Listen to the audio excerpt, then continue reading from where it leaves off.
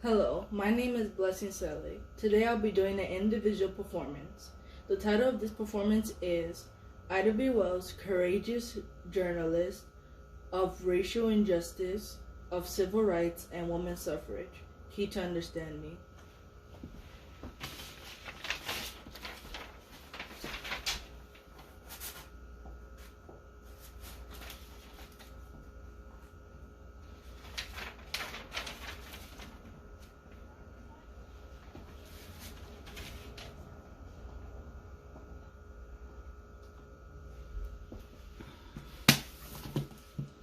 Ida B. Wells was an investigative journalist who communicated through her writing and marching to help the public understand social issues of the day, such as lynching, civil rights, and women's suffrage.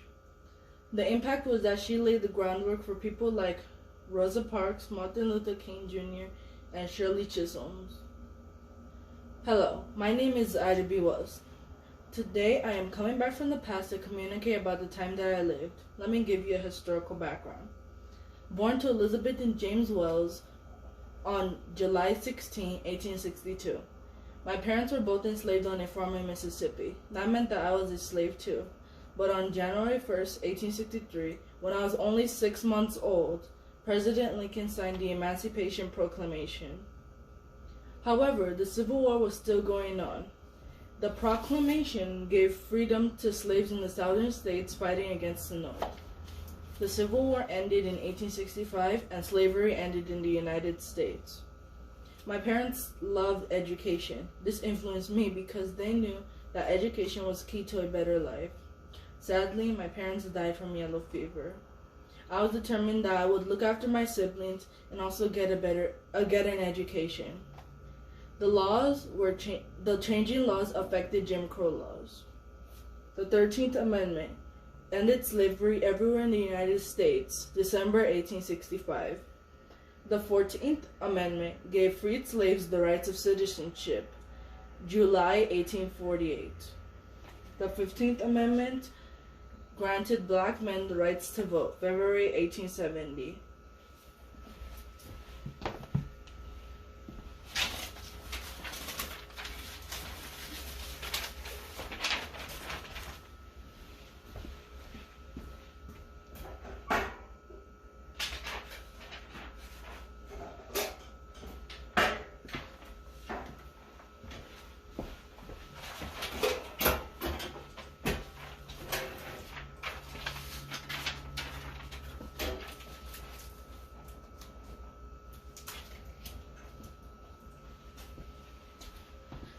I taught school north of Memphis.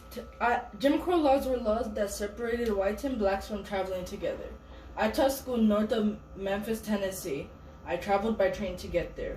The law was that black and white passengers must ride in separate cars.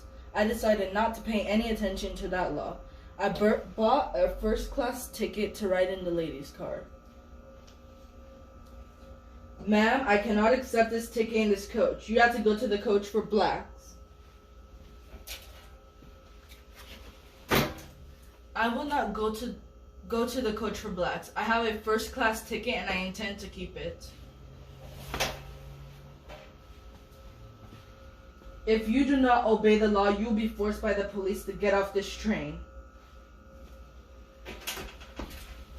How dare you?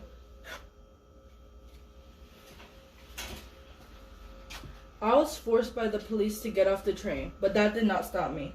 I filed a lawsuit against Chesapeake, Ohio Southwestern Railroad Station, and I won. I should have received that $500, but the company filed a lawsuit against me, and I lost. I decided to write about it in the columns of the Living Way, and guess what? Other newspapers printed it also.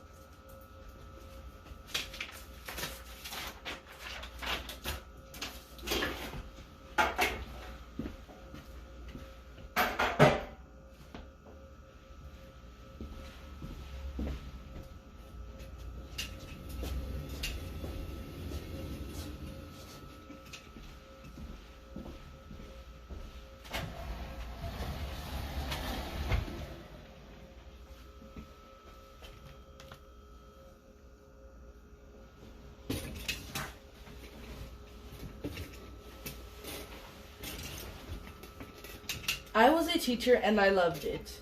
However, I did speak my mind on what I believe should be improved. At the same time, I wrote newspapers. I wrote an article about the school system in Memphis, Tennessee, 1891. I criticized the inadequate buildings, and some of the teachers should improve their qualifications to teach children. The Memphis school system got upset and fired me.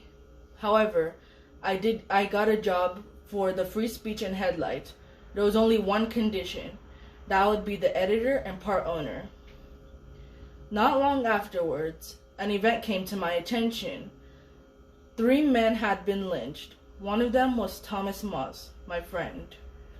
Black men were being lynched for things like starting a business, or registering to vote, or simply protecting themselves. Thomas Moss and 2 other black men, Calvin McDowell and Henry Stewart, owned a store called People's Grocery. It was a successful business, and this angered many white people.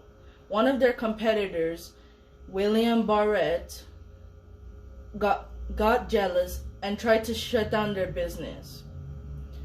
A mob attacked the men. Defending themselves, the mob ran away. The next day, Henry Stewart and Thomas were arrested. They did not have a trial, but instead brought out of jail and lynched. I published this article June 25th, 1891, and delivered it as a speech in New York, October 5th, 1892. Editors of white newspapers of the South reprinted these articles and told white men to avenge their women. While I was in New York, I learned the threats against me and against my family and friends. The office of my newspapers were burned. I could not return home, so I decided to stay back and work for the New York newspaper.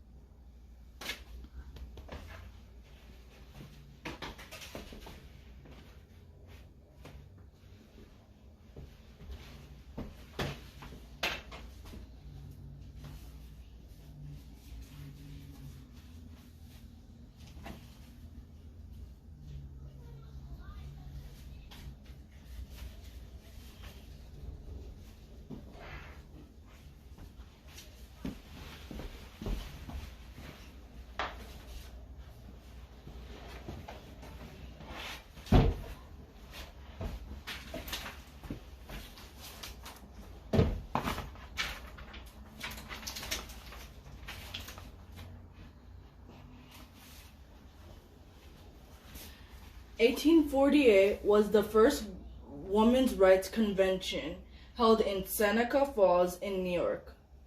Frederick Douglass, a famous abolitionist, also attended and fought for women's rights.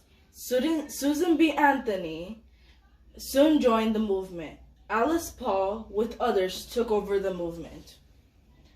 Becoming the National Americans Women's Suffrage Organization, Alice Paul, one of the important leaders, helped organize a parade that they would pass an amendment that would give women the rights to vote.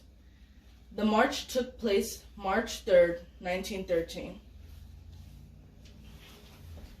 I'm so excited about the march that is going to be tomorrow down Pennsylvania Avenue, Washington, D.C. I will be able to represent women for women's suffrage. Oh, I'm here at the march. Alice Paul has something to say to me. I could not believe the words Alice Paul said to me. Ida, we don't want to cause a problem. Please step out and go to the back of the line. I was surprised, but I wasn't going to listen. When the march started, I got into the Illinois delegation. When the march was over, I went back to Chicago, Illinois. The Alpha Suffrage movement was already formed, and we were not going to step down.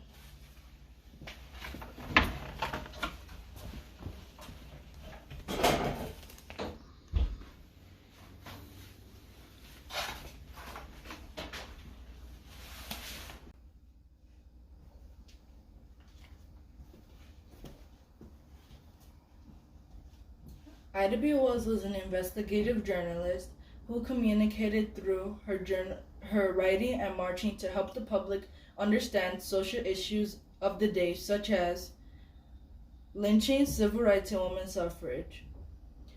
The impact was that she laid the groundwork for others such as Rosa Parks, Martin Luther King Jr., and Shirley Chisholm's. She will also work with others such as Jane Addams, a white social reformer who also works for social justice. We now have a woman of color, Kamala Harris, the Vice President of the United States. Frederick Douglass could not have said any better. Brave woman, you have done my people and yours a service which can neither be weighed nor measured.